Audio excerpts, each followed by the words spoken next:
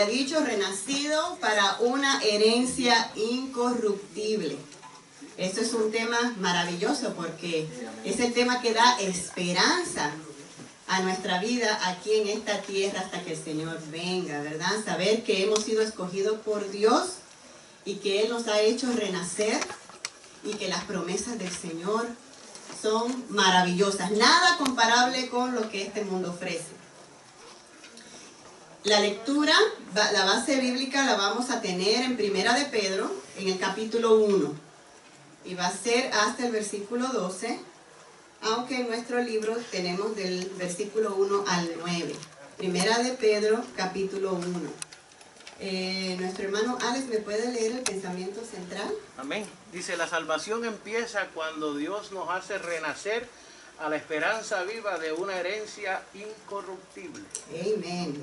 Amén. Y Marco, ¿me puedes leer el texto ahora? Sí. Obteniendo el fin de vuestra fe, que es la salvación de vuestras almas. Amén.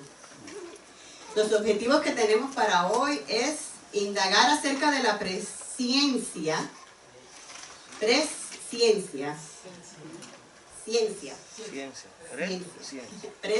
no presencia. Presencia es estar presente. Presciencia, que es el preconocimiento, el saber el futuro, el saber de antemano. Indagar acerca de la presciencia o el preconocimiento por el cual Dios nos salvó. Agradecer al Señor de corazón la herencia incorruptible que nos aguarda en el cielo. Someter a prueba nuestra fe para que sea hallada en alabanza, gloria y honra. Amén. Amén. Y nuestra enseñanza de hoy dice, nuestra salvación está prevista en la presciencia o el preconocimiento de Dios Padre como parte básica de su plan eterno. El escritor, sabemos quién es el escritor de esta carta, ¿verdad? ¿Quién es el escritor de la carta que vamos a leer en la base bíblica? El apóstol Pedro. El apóstol Pedro dirigió esta carta a los cristianos, judíos y no judíos, que estaban en las regiones del Ponto, Galacia, Capadocia, Asia y Bitinia. Estos creyentes estaban experimentando no solamente pruebas, como los cristianos pasamos por pruebas, pero ellos también estaban siendo perseguidos por su fe. Así es que el propósito de esta carta que vamos a leer es infundir aliento a estos cristianos que están pasando por esa tribulación. Lo interesante es que los cristianos de todas las épocas han pasado por tribulación, por pruebas. ¿Es diferente ahora para nosotros? No. Así que eso es lo que hace relevante esta clase, ¿verdad? De que nosotros podemos aprender el mensaje que el Señor tiene para que cuando estemos pasando por tribulación y pruebas, si es que no lo estamos pasando ahora mismo, sepamos en qué fijar nuestros ojos, qué tenemos que hacer. Amén.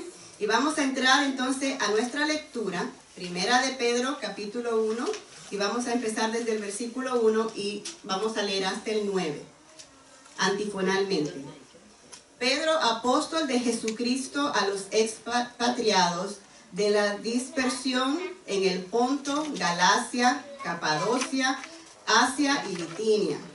Elegidos según la presencia de Dios Padre en santificación del Espíritu, para obedecer y ser rociados con la sangre de Jesucristo, gracia y paz os sea multiplicada. Bendito el Dios y Padre de nuestro Señor Jesucristo, que según su grande misericordia nos hizo renacer para una esperanza viva por la resurrección de Jesucristo de los muertos. Para una herencia incorruptible, incontaminada e inmarcesible, reservada en los cielos para vosotros. Que sois guardados por el poder de Dios mediante la fe, para alcanzar la salvación que está preparada para ser manifestada en el tiempo postrero. En lo cual vosotros os alegráis, aunque ahora por un poco de tiempo, si es necesario, tengáis que ser afligidos en diversas pruebas. para que sometida a prueba vuestra fe, mucho más preciosa que el oro, el cual, aunque perecedero, se prueba con fuego, sea hallada en alabanza, gloria y honra, cuando sea manifestado Jesucristo. A quien amáis sin haberlo visto, en quien creyendo, aunque ahora no lo veáis, os alegráis con gozo inefable y glorioso, obteniendo el fin de vuestra fe, que es la salvación de vuestras almas. Amén. Gloria al Señor.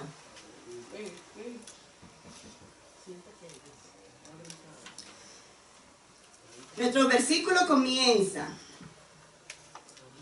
claro, con la dirección, a quién está dirigida la carta, como ya le había dicho al principio. En el versículo 2, él empieza diciendo, elegidos. Y es interesante, ¿verdad? Que el Señor nos elige, dice, elegidos según la presciencia de Dios. Esto es algo que nosotros debemos tener bien claro. El Señor no es que da un decreto, que Él dice, esta persona sí va a ser salva, esta persona no. Sino que el apóstol Pablo nos aclara que es según el preconocimiento de Dios.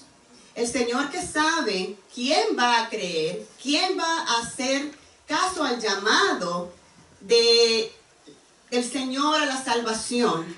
Dice la palabra en Romanos que todas las cosas obran para bien para aquellos los que conforme a su propósito son llamados, ¿verdad? El Señor llama y Él escoge, Él elige según lo que Él ya conoce. Dice que esto significa que Dios sabe desde la eternidad quiénes van a obedecer al Evangelio y serán rociados con la sangre de Jesucristo para ser salvos. En el Antiguo Testamento, esta práctica de ser rociados se usaba, los sacerdotes la usaban y era para limpiar o para consagrar algo para el Señor, ya sea en el templo o para las personas que iban y presentaban su sacrificio para ser limpio de sus pecados. Así que aquí el apóstol Pedro le está hablando a estos hermanos en Cristo que están diseminados en todas estas ciudades acerca de el gran privilegio que ellos tienen. Él empieza hablando sobre el privilegio que ellos tienen de haber sido escogidos por Dios y de haber sido limpiados por Dios. En otras palabras, le hace reconocer a ellos que ellos tienen un propósito dentro del plan de Dios. Amén. Hay algo bien interesante aquí que, bueno, a mí me gustaría leerlo porque lo pone bastante claro. Dice, la provisión de los medios de gracia para ser salvo ha sido hecha a favor de todo ser humano. ¿Qué fue lo que proveyó el Señor para el ser humano para ser salvo? ¿Un mediador? El Cordero, el camino, el medio para obtener la salvación. ¿Solo para unos cuantos? ¿Para quién proveyó el Señor el medio? Para todos. Para todo. Para todo aquel que en Él cree. Así que la palabra nos dice, esto es interesante porque hay personas que piensan que no es así. Hay personas que piensan que, como la palabra habla, usa el término predestinación, que el Señor ha predestinado a uno para ser salvo y a otros no. Pero por eso es que tenemos que estudiar la palabra completa y entender cuál es el mensaje que el Señor nos da. El mismo Jesús dijo, id por todo el mundo y predicad el Evangelio a algunas criaturas. No, a toda criatura. A toda criatura. El que creyere y fuere bautizado será salvo, pero el que no creyere será condenado. Así es que el plan, el llamado es para todos. Amén. El Señor llama a todos, pero no todos responden positivamente a ese llamado. Otra referencia que tenemos es la parábola del sembrador. El Señor nos revela en esa parábola los diferentes tipos de corazones que van a escuchar el mensaje. ¿Cuántos de esos tipos de corazones son tierra fértil? Eran 4, ¿verdad? 4 tipos de corazones. El que cayó en el camino, el que cayó en las piedras, el que cayó entre los espinos, pero solamente uno era tierra fértil. Así que solamente en uno de esos 4 corazones, la semilla ¿qué es la semilla? La palabra de Dios. Así que en uno de esos corazones fue que esa semilla pudo brotar, pudo crecer, tuvo todas las condiciones necesarias para que pudiera crecer en un árbol fuerte y dar fruto. Las otras, 2 de esos, lo interesante es que 2 de esos terrenos, la semilla permaneció ahí un tiempo. Y la semilla empezó a brotar y empezó a crecer. Pero dice la palabra que el que cayó en piedra, ¿qué pasó con ese? No pudo echar raíces. Y cuando llegaron las pruebas y las tribulaciones, salió corriendo. Él miró atrás, echó para atrás y se fue por otro camino. El que cayó en entre los espinos también empezó a crecer. Se veía una plantita salir ahí, pero tampoco pudo salir porque las espinas lo ahogaron. Así es que, bueno, quiera Dios que nosotros seamos tierra fértil, ¿verdad? Tierra fértil. ¿Y eso cómo lo vamos a saber? ¿Qué dice la palabra? Hasta el final. Por los frutos. Si llegamos a ser un árbol fuerte y grande, entonces llegaremos a dar fruto, que es lo que se espera. Amén. Pues eso es lo que nos dice la palabra en cuanto a los que son llamados, a los que son elegidos. Dice el Señor, no me eligieron ustedes a mí, sino que yo los elegí a ustedes. ¿Y eso por qué? Porque el Señor es el que da el primer paso. Él es el que hace el llamado. El ser humano, por su propia naturaleza, no busca a Dios. Y cuando uno ve a alguien que está buscando a Dios, créame, que el Señor fue el que inició ese llamado, el que inició esa inquietud en esa persona. El Señor de una manera u otra se acerca a la persona, ya sea a través de uno de nosotros, hablando a un familiar, a un amigo. El Señor tiene su manera de acercarse a alguien para hacerle ese llamado. Ya sea en sueños, no sabemos de qué manera, pero el Señor usa todos los recursos que Él tiene aquí, ¿verdad? Para Él alcanzar a alguien. Como nosotros respondamos a ese llamado, es lo que va a hacer la diferencia. Pedro le dice a estos hermanos, ustedes han sido los privilegiados, ustedes han sido los bienaventurados, que han hecho caso a la voz de Dios y ahora están aquí siendo parte del pueblo de Dios. Tan maravilloso es esa verdad que en el versículo 3 Pedro dice, bendito sea el Dios y Padre. Es tan maravilloso el milagro de la salvación que ellos han obtenido que Pedro hace una explosión de alabanza a Dios, reconociendo lo maravilloso, lo importante, lo de gran valor que es la salvación que estos hermanos han obtenido, al igual que nosotros. Muchas veces yo creo que no meditamos en el valor tan grande de la salvación que hemos obtenido por la gracia de Dios. Él le dice a estos hermanos, bendito el Dios y Padre de nuestro Señor Jesucristo, que según nuestras obras, que según mi bondad, no, según su grande misericordia. No es por lo que yo haya hecho, no es porque yo sea bueno, ¿verdad? No es por nada que nosotros pudiéramos hacer para ganarnos este gran milagro, este gran regalo de parte de Dios, sino que por su grande misericordia nos hizo renacer. ¿Qué quiere decir renacer? Nueva vida. Nos dio una vida nueva, pero no una vida nueva cualquiera. Dice la palabra que Él ha puesto su simiente en nosotros. Así que la vida nueva que nosotros hemos recibido de parte de Dios, dice que antes estábamos muertos en nuestros delitos y pecados. ¿Qué fue lo que revivió en nosotros? El Señor hizo revivir ¿qué en nosotros? su espíritu. Él puso nuestro espíritu ahora puede vivir con la simiente de Dios en nosotros para que entonces pueda crecer. Bueno, la simiente aquí es la palabra de Dios, pero dice la palabra que tenemos la simiente de Dios en nosotros, que es lo que nos permite a nosotros poder vivir una vida conforme a la voluntad de Dios. Así que nos hizo renacer, nacer de nuevo. Esto es un acto que también es un milagro. Él quiso, Nicodemo no entendió. ¿Qué es eso, Señor? ¿Qué es eso de volver a nacer? El Señor le explicó. Los milagros a veces no se pueden explicar, ¿verdad? Lo que el Señor le dijo a Nicodemo, Nicodemo, tú aceptas que el aire existe, ¿verdad? Y tú ves cómo el aire sopla, tú no lo ves. Tú sabes que está ahí, porque tú ves cómo las ramas se mueven llevadas por el viento. Así como tú ves que el aire está ahí, porque el viento está moviendo esas ramas, así mismo es la obra del Espíritu Santo en la vida del ser humano.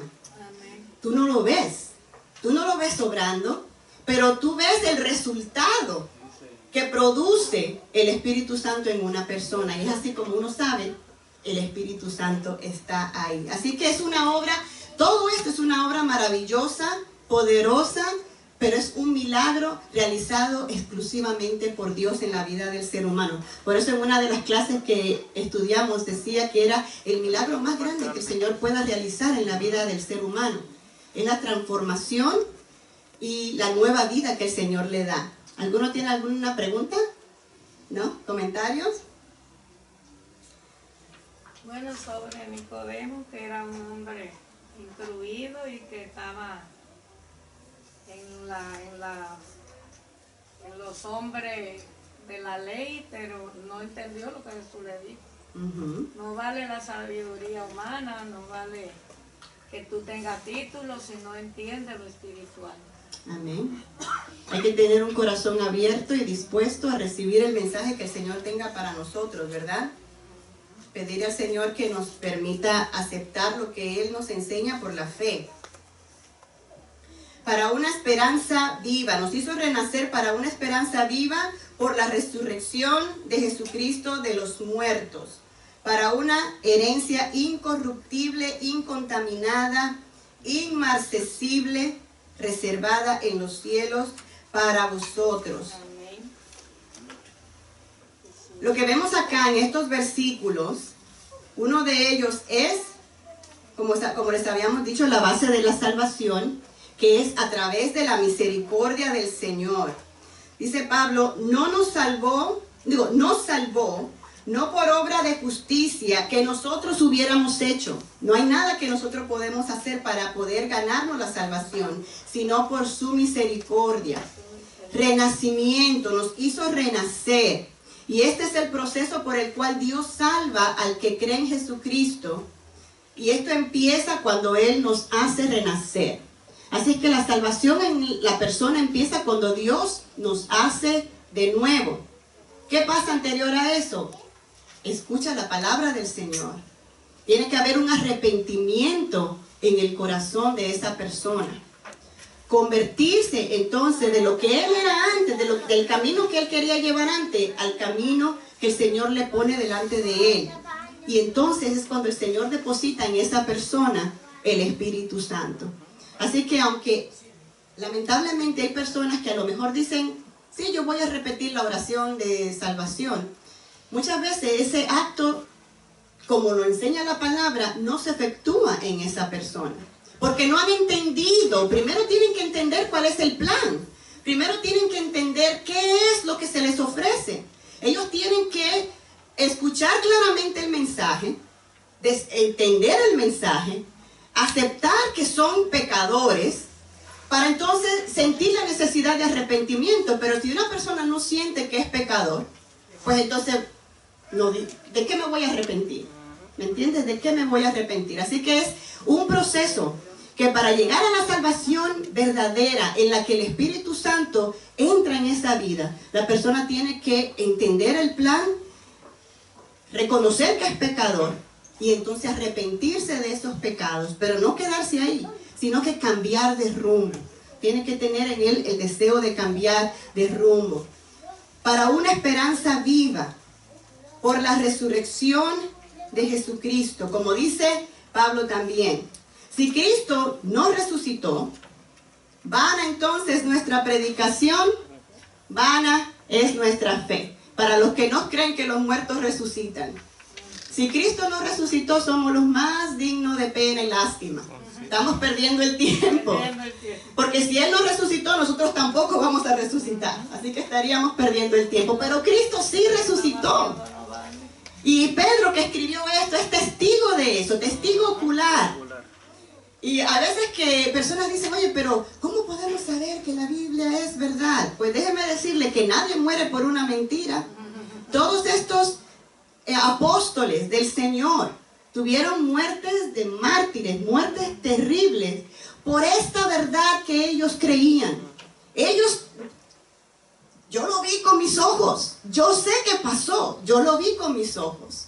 Y somos testigos de eso y le testificamos al mundo esta verdad. Y murieron por esa verdad. Amén. Y nosotros ahora somos beneficiarios del conocimiento de esta verdad. Amén. Amén. Gloria a Dios por eso. Amén.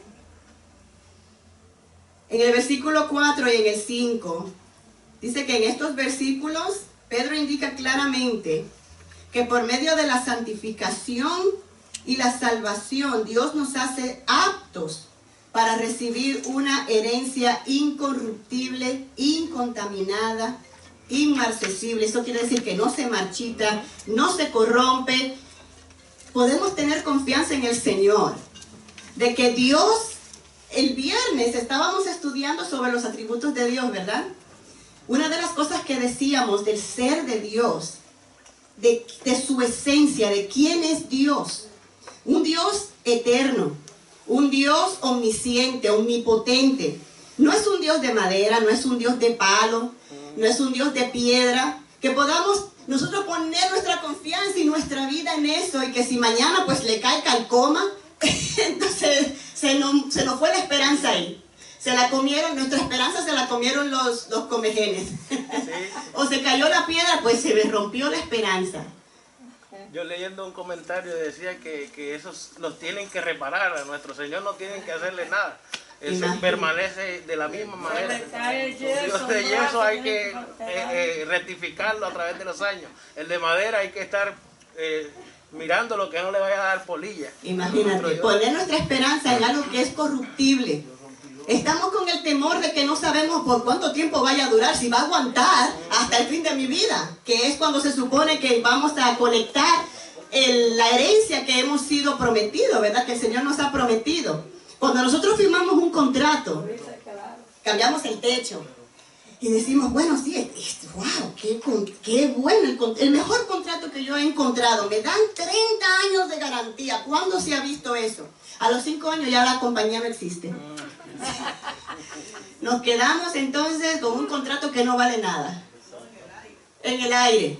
Pero lo que podemos estar contentos y tranquilos es que lo que el Señor nos promete, un Dios que no cambia, que es inmutable, que no es que dice, ay, hoy sí le voy a dar la salvación, mañana como que ya me cansé de ellos, que ya no me gusta mucho su comportamiento, como que ya no me parece mucho.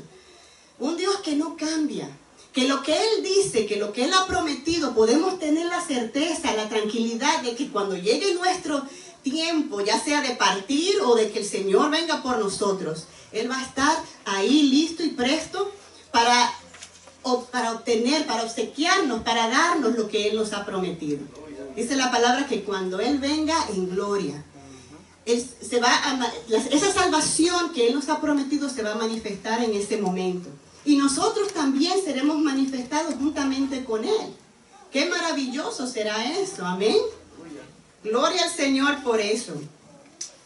Si bien la salvación que ya hemos recibido en esperanza nos hace aptos para esta herencia gloriosa, para poder recibirla en su totalidad, tenemos que perseverar. Perseverar. No es que hoy nos convertimos y ya lo recibimos como te digo que para todos sale una religión nueva, ¿verdad? Salvo siempre salvo. Ya hoy me convertí, pues ya puedo regresar a mi vida, ya hice lo que tenía que hacer, firmar los papeles que tenía que firmar, y ya eso queda por allá reservado.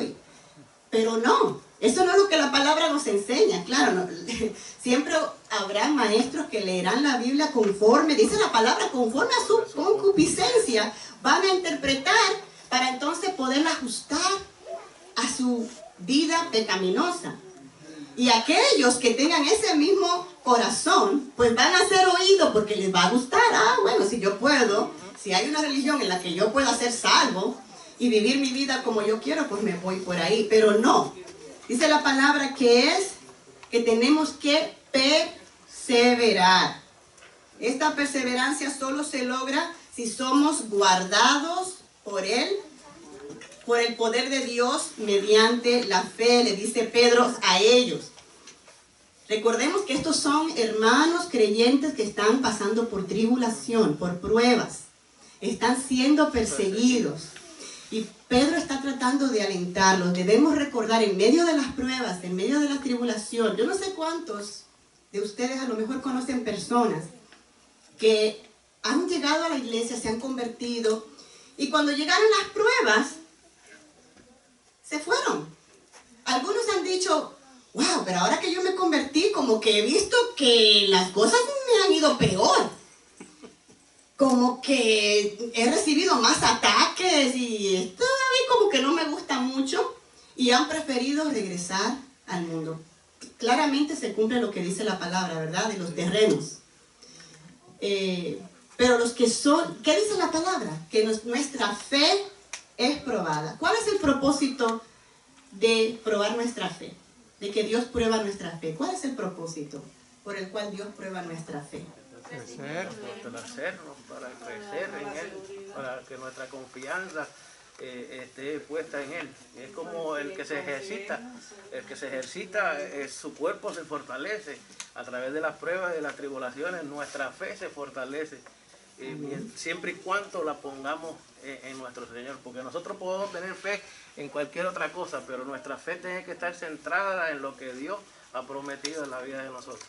Amén, amén. ¿Alguien más quería comentar algo sobre el propósito de probar la fe, que Dios prueba nuestra fe? Para saber cuánto yo confío en Dios, para saber, yo digo que confío tanto, pero hasta que pase algo no vas a saber cómo vas a actuar en esa situación, a ver si realmente voy a poner mi fe en Dios o no, y también para saber, ok, it's kind of hard, so necesito acercarme más a Dios para the next one. Amén. Bueno, tenemos ya casi 2 años de pandemia y nos damos cuenta dónde está la fe de muchos. Sí. Así que en esa prueba, aquí también en 1 Pedro capítulo 1 versículo 7 dice, para que sometida a prueba vuestra fe, mucho más preciosa que el oro, el cual aunque perecedero se prueba con fuego, sea hallada en alabanza, gloria y honra cuando sea manifestado Jesucristo. amén. Amén.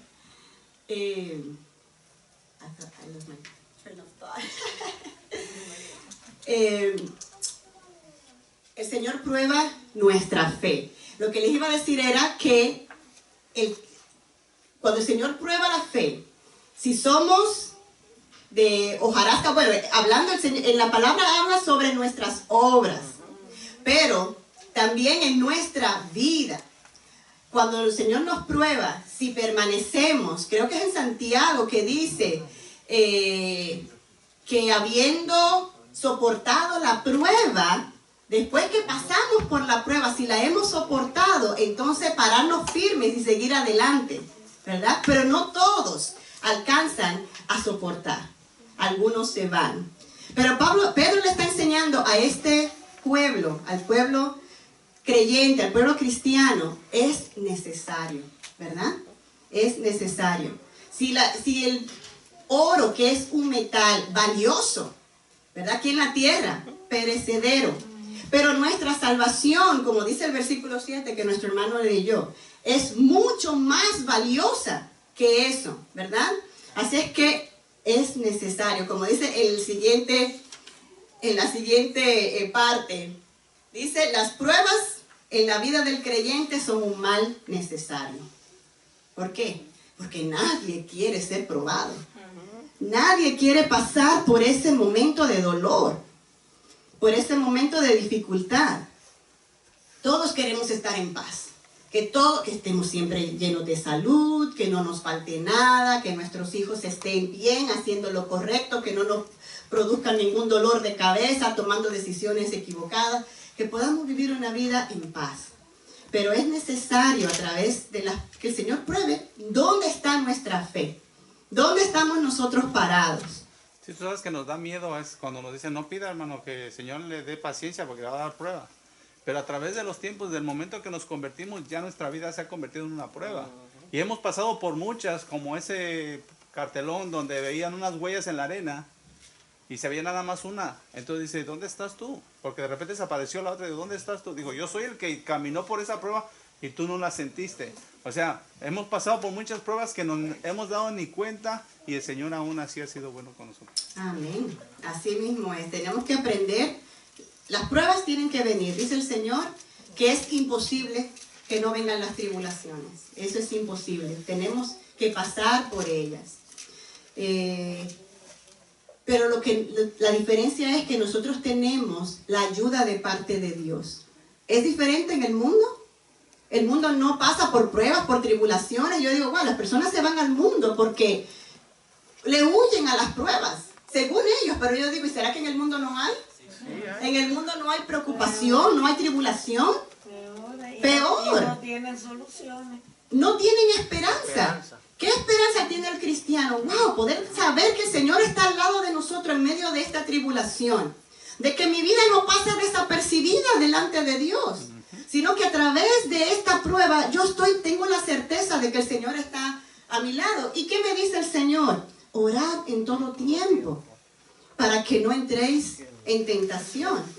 Pero aún estando en la prueba, sabemos que el Señor nos dará la fortaleza para poder pasar por ella y habiendo pasado la prueba, permanecer firme, estar firme.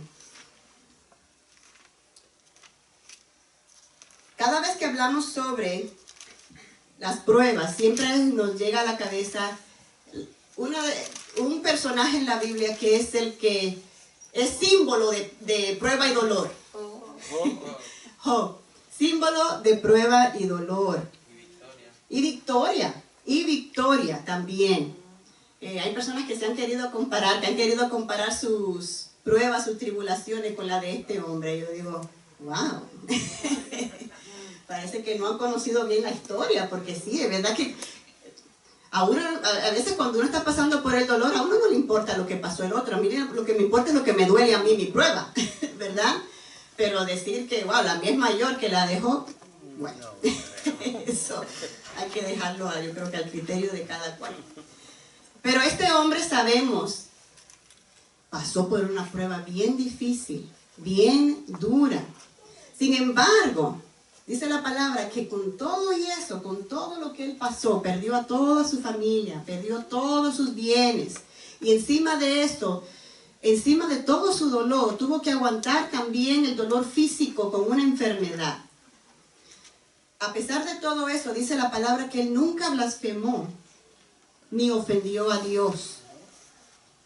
Qué fácil aún para la esposa de él decirle, oye, maldice a tu Dios ya y muérete. Parece que no era el Dios de ella, ¿verdad? Maldice a tu Dios y muérete.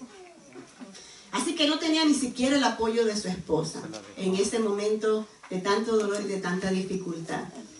Pero ¿qué nos enseña este hombre? Que agarrados del Señor podemos nosotros salir victoriosos en medio de la prueba. Podemos salir de la prueba victorioso. Vemos que el Señor no permitió que este hombre se quedara postrado, quedara caído en donde él estaba. ¿Cómo fue que le llegó la prueba a Job? A través de Satanás. Pero con el permiso de Dios. Así es que una cosa que estamos seguros es que el Señor tiene el control de todo. Aunque las cosas se vean, aunque las cosas que nos pudieran venir no sean agradables a nosotros. Sabemos que el Señor tiene el control. Amén. Que nada se sale de la voluntad y del propósito de Dios. El Señor siempre tiene un propósito cuando entramos en pruebas. Era con el propósito de Dios y con las condiciones del Señor. Y también. con las condiciones del Señor. No es como que Satanás puede hacer con uno lo que quiera. Ay, me baño en la sangre de Cristo para que no me pase nada.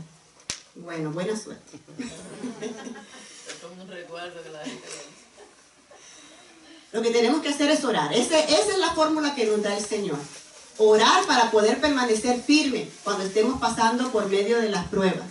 Dice la palabra, Él nos da el ejemplo. El mismo Jesús es el que nos da el ejemplo, el que nos enseña. Nos da la parábola de la mujer que iba a donde el juez injusto. Ella recibió lo que pidió, ¿por qué? Porque persistió en su petición, en ir delante del juez para su petición, para pedir que se hiciera justicia.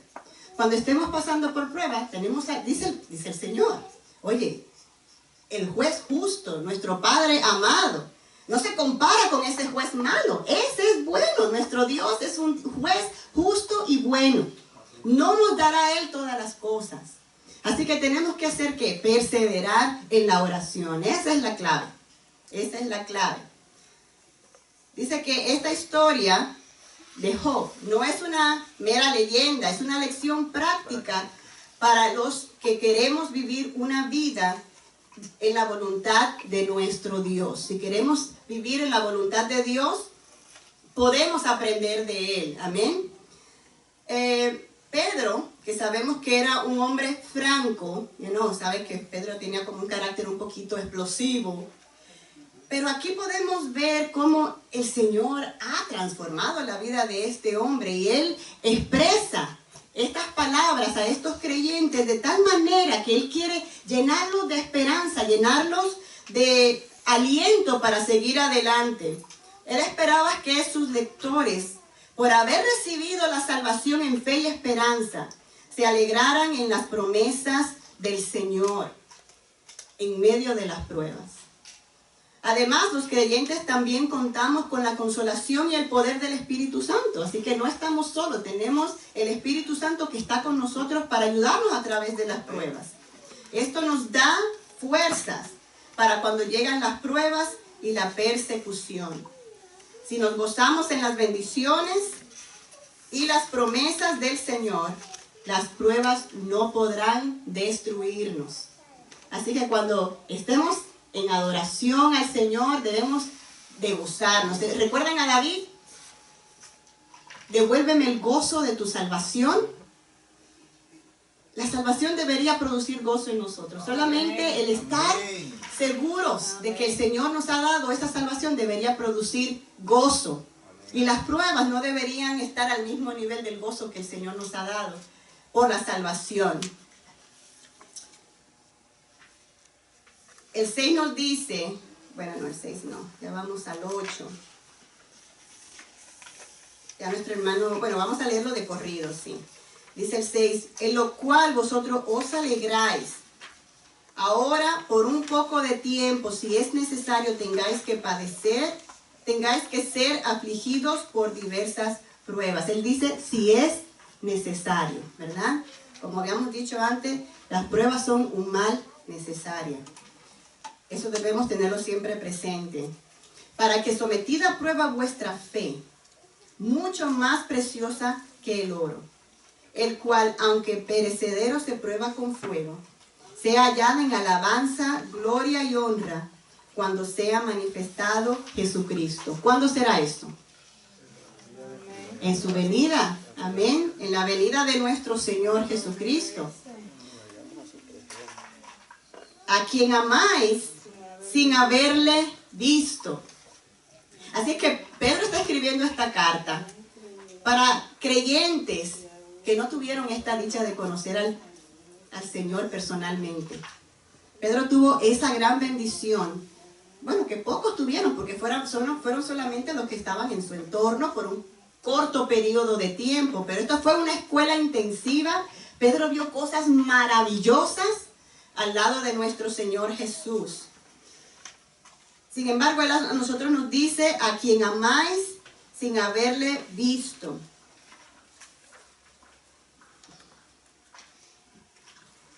Gloria al Señor.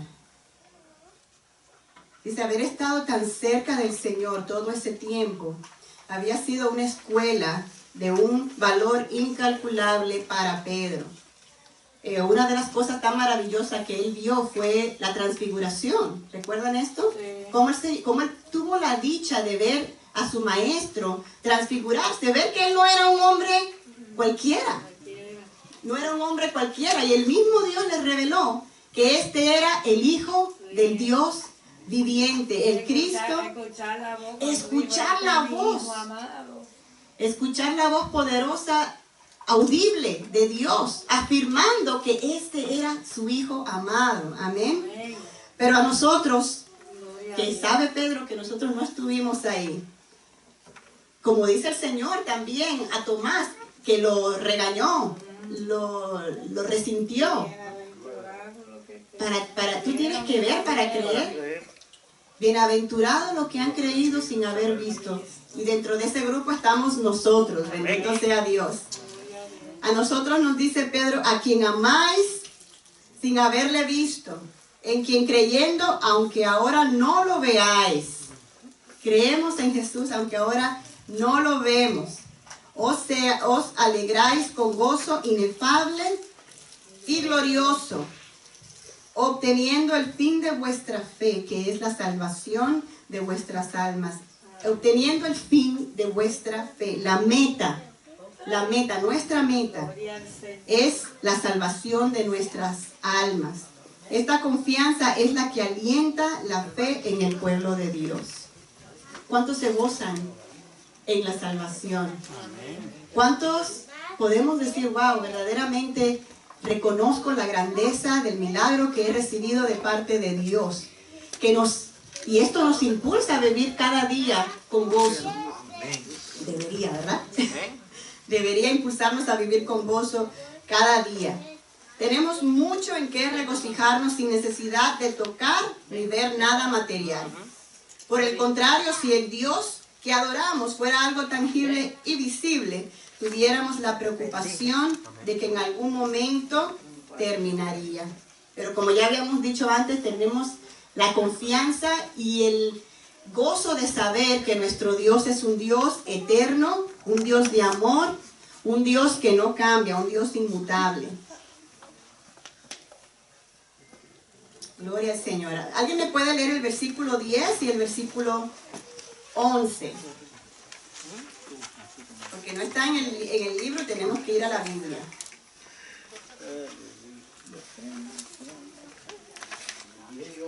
Ajá.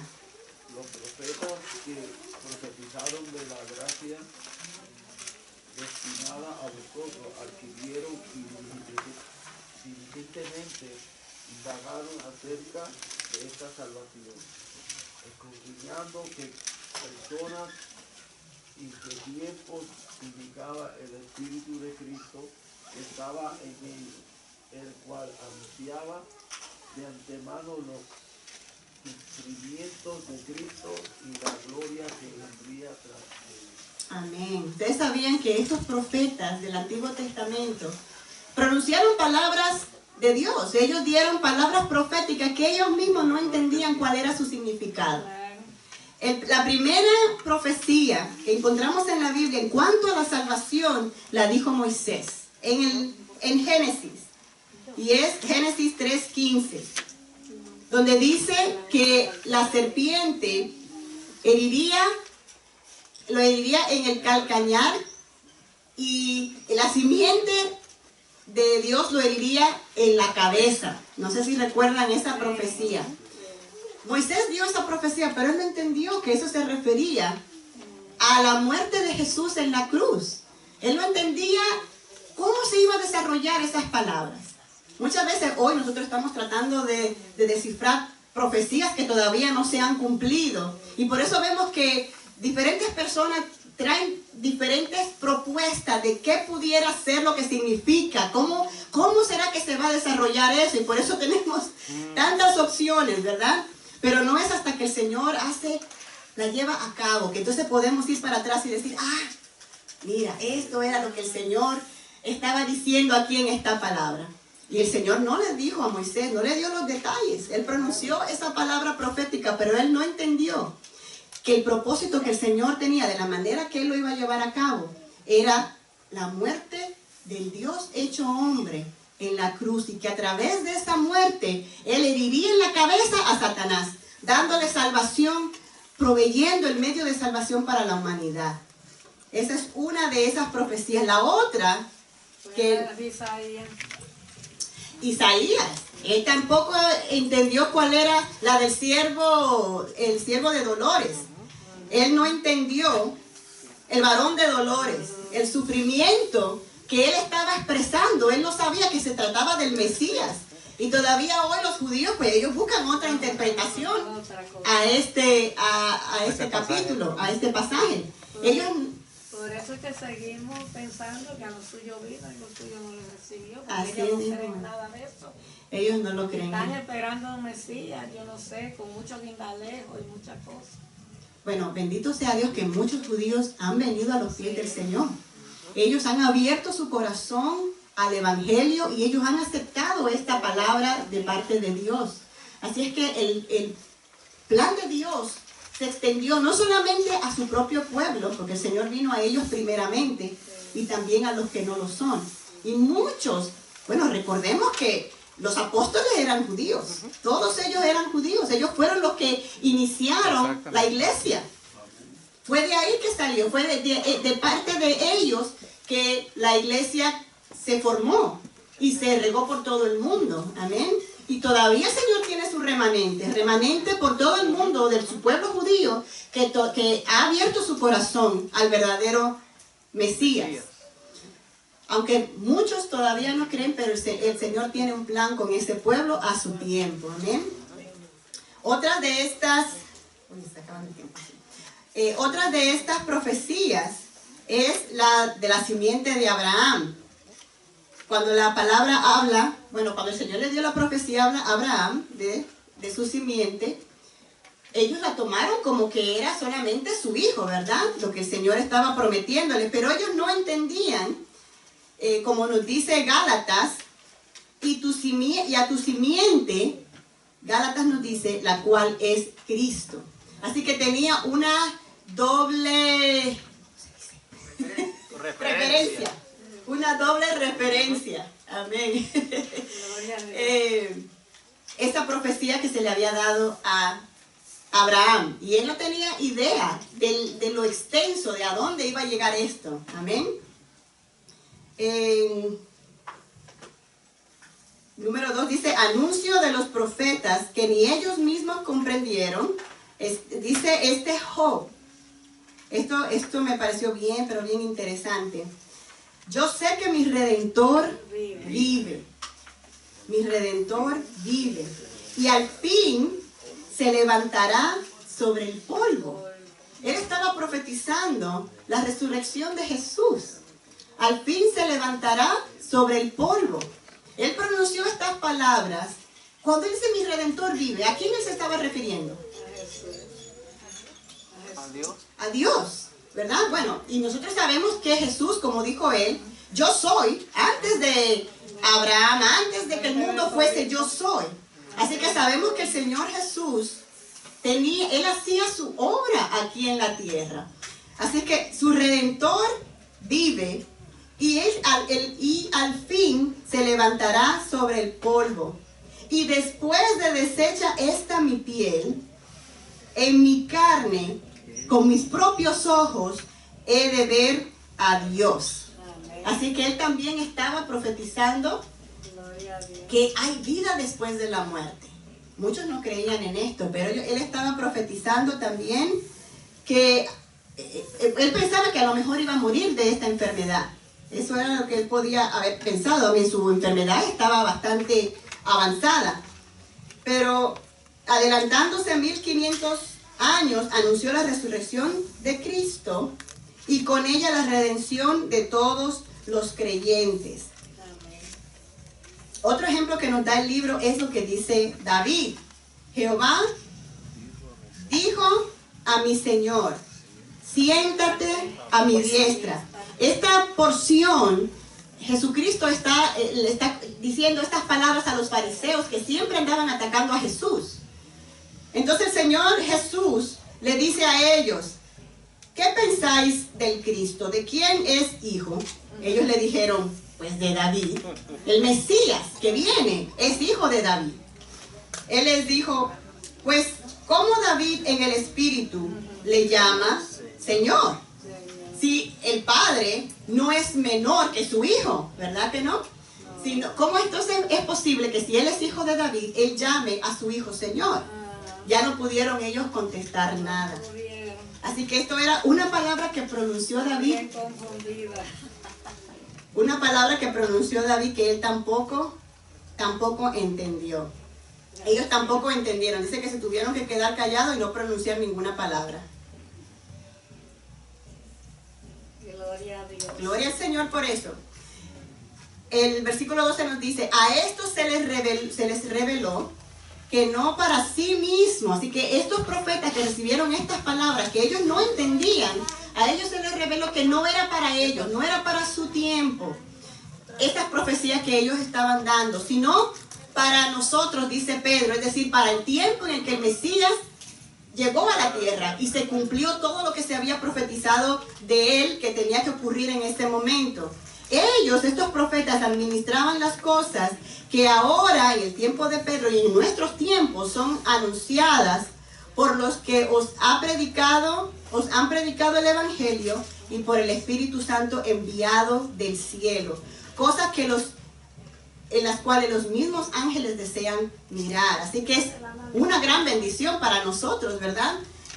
La promesa y el plan que el Señor había preparado para la salvación de la humanidad. Dice aquí que es como si fuera que se cocinara un delicioso potaje, ¿verdad? Se cocinara un delicioso potaje. Pero se le indica al que lo está preparando que nadie puede comer de él, sino que se está preparando para otro grupo de personas. Ustedes están haciendo todo este trabajo, están preparando este potaje, pero no es para nosotros, sino es para otro grupo de personas que viene después. Pero lo peor sucedería cuando dicha comida esté servida y que las personas para quienes fue preparada no la quieran comer. Imagínense, es como dice la palabra, a los suyos vino y los suyos no le recibieron. Pero nosotros, que no estábamos en ese grupo, ¿verdad? En esa fiesta de invitados, ¿verdad? No éramos los invitados en esa fiesta. Sí, comimos potaje. Eso sí nos tocó a nosotros comer, ¿verdad? Mas a todos los que le recibieron, a los que creen en su nombre, entre los cuales estamos nosotros, se le dio potestad de ser hechos, llamados, pero más que llamados, hechos. Somos hechos hijos de Dios. Amén. Así es que nada se escapa del plan de Dios.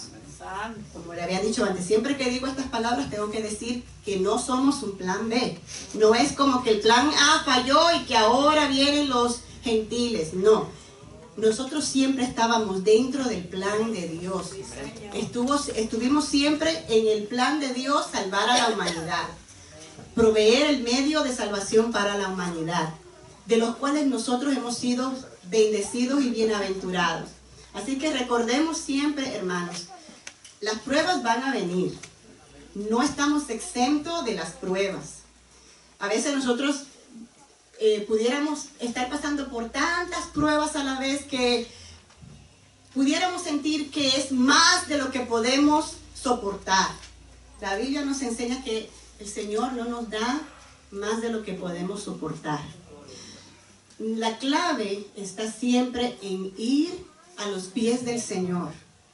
Buscar constantemente la fortaleza en el Señor, en oración. Alimentar nuestra fe. Porque nosotros vamos a poder, al pasar por las pruebas, vamos a tener la dicha de ver cosas poderosas obrar de parte de Dios en medio de esos problemas, en medio de esa tribulación. Y es a través de eso que después podemos testificar qué maravilloso ha sido el Señor con nosotros. A lo mejor en el momento, cuando estamos pasando por el problema, no vemos la salida. Y es ahí donde debemos ejercitar la fe.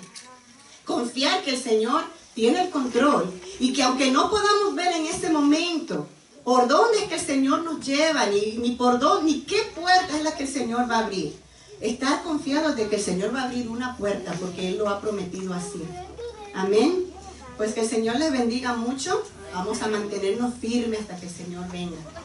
Porque el premio se recibe al final de la carrera, no en la mitad. Amén. Dios le bendiga mucho.